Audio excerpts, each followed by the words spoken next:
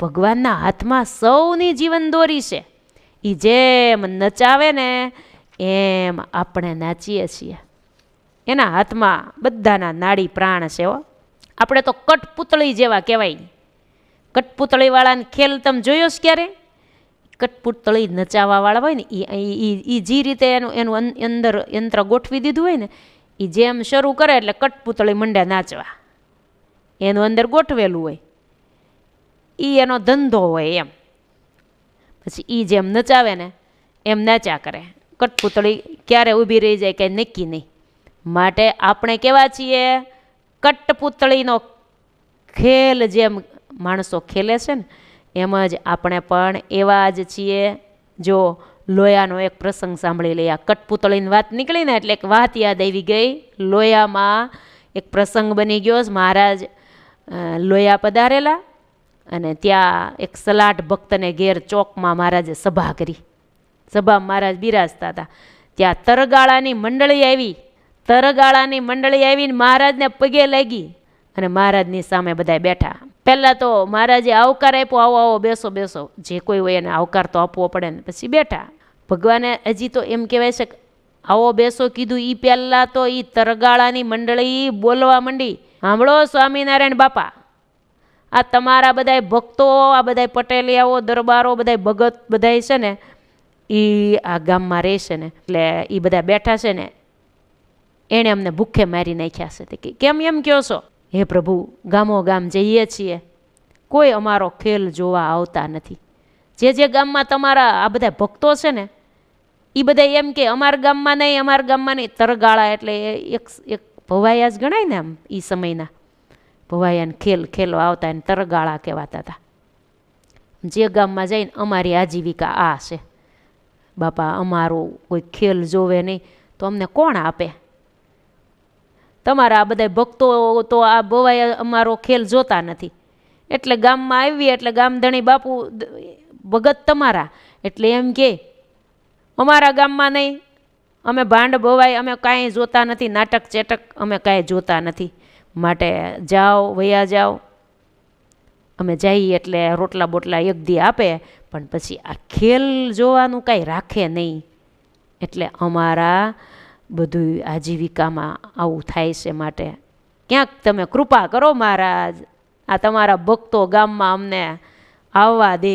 ત્યારે મહારાજે આ નાયકોને કીધું, તમે કયો ખેલ કરી જાણો છો? ત્યારે કીધું પ્રભુ, અમે કઠપૂતળીનો ખેલ બરાબર અમને આવડે, અમે એના કારીગર છીએ, કઠપૂતળીઓના ખેલ કરીએ છીએ. બીજું અમે જાત જાતના વેશ પણ કાઢીએ છીએ, એ પણ આવડે. ત્યારે અત્યારે કઠપૂતળીઓ અમારી સાથે અમે રાખીએ છીએ, એનો ખેલ ખેલવીએ છીએ. અમે કઠપૂતળી લાવ્યા છીએ, મહારાજે આજ્ઞા કરી તો ગોઠવો, હાલો તમારી ઈચ્છા છે ને. હા, જો તમે સ્વામિનારાયણ બાપા હા પાડો ને તો અમારે ખેલ તમને બતાવવાની ઈચ્છા છે, તમે રાજી થાઓ, બીજું અમારે કાંઈ જોતું નથી. મહારાજ તો બધાને ન્યાય દેતા હતા હોય, એવું નહીં. ભગવાને ના પાડી છે ભાંડ ભવાય કાંઈ જોવું નહીં, એમાં આ કાંઈ વેચ નહોતો. આ તો કઠપૂતળી હોય, એ પૂતળીયું હોય નચાવે, એની કેવી કળા છે. એને પોતાની કળા મહારાજને ભક્તોને બતાવી હતી. મહારાજ કે કાંઈ વાંધો નહીં, ગોઠવો, હાલો. મોટું ટેબલ જેવું પાટિયું લાવ્યા, બાજુમાં કપડાનો તંબુ બનાવ્યો અને એમાં નિષ્ણાંત જે કોઈ ખેલ ખેલવનારા હોય ને એ ભાઈ બેસે, કઠપૂતળી ખેલવવાવાળા. અને સભામાં તંબુ પાસે કઠપૂતળીઓ ગોઠવાઈ ગઈ. નાયક શરૂઆત કરી. નાયકની આંગળીઓ આમાં હાલે અને પૂતળીઓ નાચે, એવું એને એવી કળા હશે ક્યાંક. નહીંતર આમાં આંગળીઓ મંડે કરવા એટલે એનું ગોઠવેલું હોય એ રીતે પૂતળિયું બહાર ગોઠવી હોય, પછી અંદરના ભાગમાંથી એ રીતે એનું ક્યાંક દોરી દ્વારા આમાં માંગળિયું કરે એટલે એ બહાર પૂતળિયું બધી નાચે. તો પૂતળિયું હલી પણ નહીં. એટલે એમ છું, આમ કેમ છું આજ? પછી બધી પૂતળીઓ અંદર લઈ ગયા. એમ જોયું કે ક્યાંક આમાં વળી ક્યાંક વાંધો આવી ગયો હશે, એટલે બધી પૂતળીઓમાં જોઈ લીધું કે કાંઈ નહીં, બરાબર બધું છે, જેમ છે એમ જ છે. વળી અંદર લઈ ગયા, પછી પાછી બહાર બધી ગોઠવી દીધી. પાછી જે પૂતળી નચાવવાવાળા હતા એણે પાછું શરૂ કર્યો ખેલ, પણ નાચી જ નહીં પૂતળી. ત્રીજી વાર અંદર લઈ ગયા, આમ 2-3 વાર અંદર લઈ જાય, પછી બહાર ગોઠવે, અંદર લઈ જાય, પછી બહાર ગોઠવે. ત્યારે એ કઠપૂતળી નચાવનારા જે આગેવાન ભાઈ હતા ને એને હાથ જોડીને કીધું કે હે સ્વામિનારાયણ ભગવાન, હે મહારાજ, અમે સૌરાષ્ટ્રના ગામમાં ફર્યા, આપ સાક્ષાત પરમાત્મા છો એવી અમને બધી જગ્યાએ અમને વાતો સાંભળવા મળી કે આપ તો સાક્ષાત ભગવાન છો. અમે ખૂબ તમારી વાતો સાંભળી છે. આ લાકડાના પૂતળાની દોરી હે પ્રભુ અમારા હાથમાં છે, પણ આ સંસારના તમામ પૂતળાઓની દોરી તમારા હાથમાં છે પ્રભુ, તમારા હાથમાં છે. આ લાકડાના પૂતળા છે અને અમે દોરી અંદર રાખી, પડદાની અંદર કાણા દ્વારા કે હેઠેથી ગમે એમ લઈ જાય, પછી એ રીતે અમે આમ કરીએ એટલે આ પૂતળા નાચે. એ અમારો ખેલ પેટ ભરવા માટે. પણ હે પુરુષોત્તમ નારાયણ, આ તમામ હાડ માંસના ચામડાવાળા મનુષ્ય, પશુ, પક્ષી, દરેક જીવાત્માઓના નાડી પ્રાણ તમારા હાથમાં છે. ઓ પ્રભુ, મહેરબાની કરો મહારાજ. આ કઠપૂતળીઓ અમે નચાવી એમ નાચે, અમે એ રીતની ગોઠવણી કરી, પણ આજ હું થયું ને તે નાચી નહીં. મહારાજ કે એવી ચિંતા કરો માં, આ તો યંત્રો કહેવાય, સાધનો કહેવાય ને, એ તો બગડ્યા હોય, ખોટકાણા હોય, એટલે એવું થાય. એ કંઈ બીજું કંઈ ન થયું હોય, એ ખોટવાણા હોય. ગાડીઓ હોય તો નથી ખોટવાઈ જતી, છે રિપેર ન કરવી પડે. એમ આ તમારું યંત્ર જેવું જ કહેવાય, લાકડાના યંત્રો. એમાં ક્યાંક આડાવડું ક્યાંક થઈ ગયું હોય, જોઈ જવો તો ક્યાંક, અરે ક્યારના જોઈ છીએ પણ કાંઈ થતું જ નથી. હે પ્રભુ, મહારાજ કે એકવાર તો અખતરો કરો ને પછી લાવો બહાર.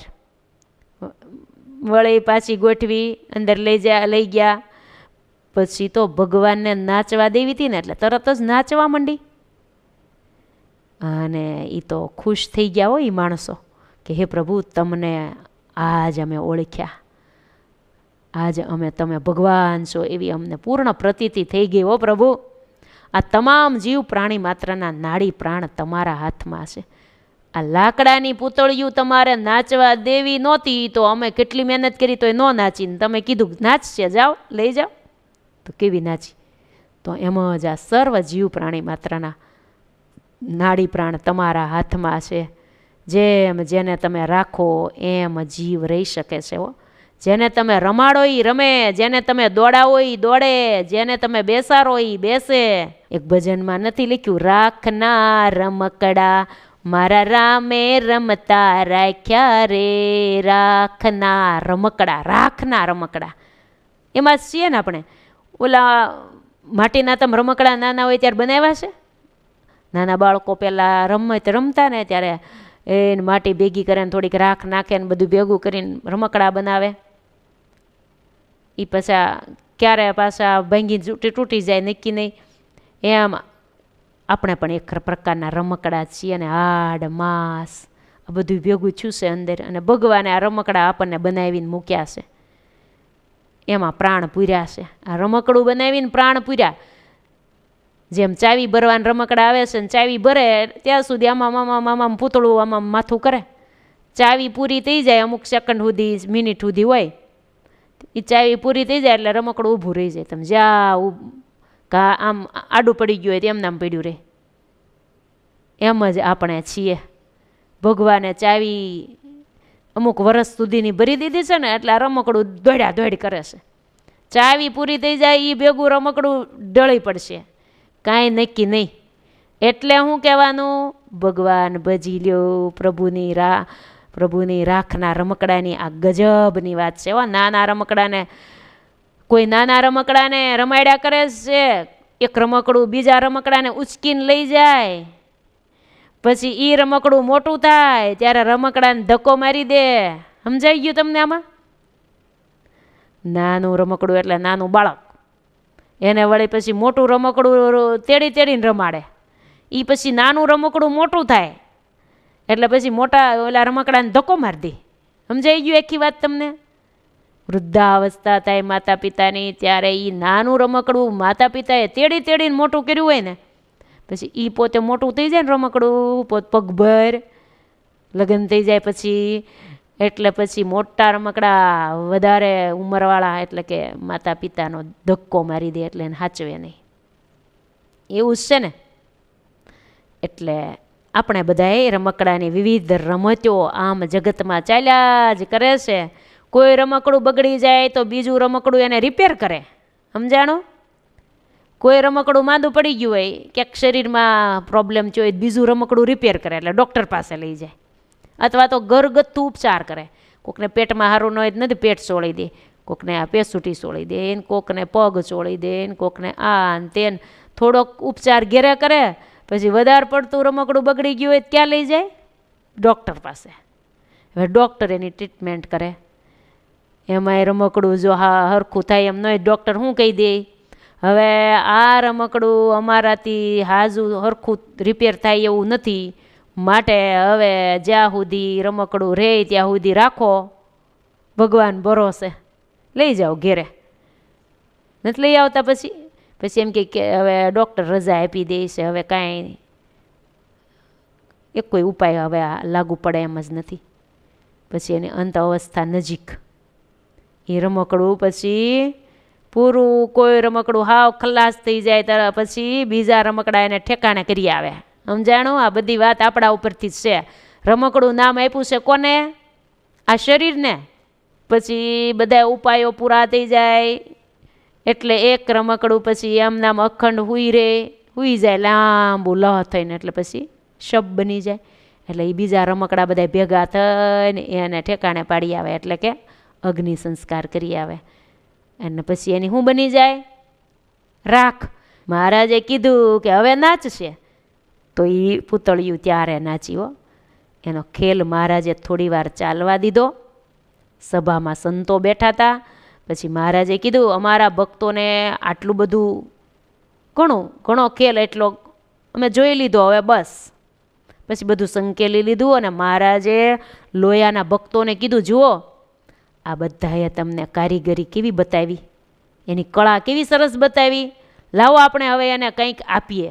આમના મફતમાં ન જોવાય કોઈનો ખેલ, એની મહેનત છે. આવો કોકની મહેનતને આપણે બિરદાવવી પડે, કંઈક આપણે એને આપવું પડે, માટે મફતમાં ન જોવાય.